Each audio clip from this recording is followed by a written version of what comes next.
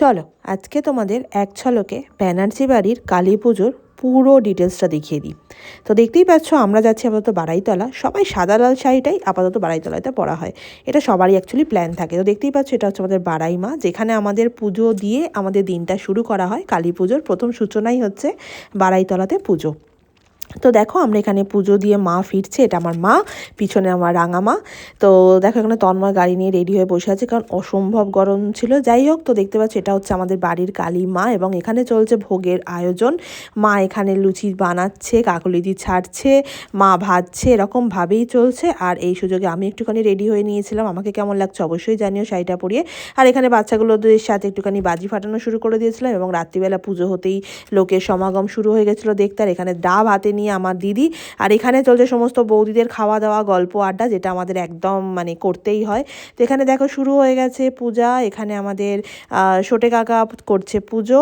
আর এখানে দেখো আমাদের সমস্ত বা ফ্যামিলির লোকেরা আরতি চলছে বলে দাঁড়িয়ে আছে, এখানে চক্ষুদান করা হচ্ছে। তো মা এখানে শাঁখ বাজাচ্ছে, এই হচ্ছে আমাদের পুচকি। তো পরের দিন সকালবেলাও আমাদের এই পুজোটা সেমভাবে চলে, বিকজ তখন সুতো কাটাটা হয় অ্যান্ড দেন বিজয়ার জন্য যেটা হয় সেটা।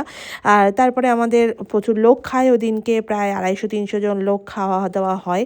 তো দেখো সেটারই আয়োজন চলছে, এখানে সমস্ত রান্না চলছে। আর আমরা এখানে নৈবেদ্য নিয়ে সোটে কাকার বাড়ি, মানে যে ব্রাহ্মণ তার বাড়িতে আমরা এগুলো দিতে যাই। তো এখানে দেখতে পাচ্ছ লোক খাওয়া স্টার্ট হয়ে গেছে, এটা বোধহয় সেকেন্ড ব্যাচ চলছে। তো রাত্রিবেলা আমাদের অবভিয়াসলি জানো বিজয়া, তো সেখানের জন্য আমরা এইসব বাজি টাজি ফাটিয়ে দেখো মায়ের চলে যাওয়ার টাইম হয়ে গেছে। মায়ের চলছে বরণ এবং সবারই মনটা খারাপ।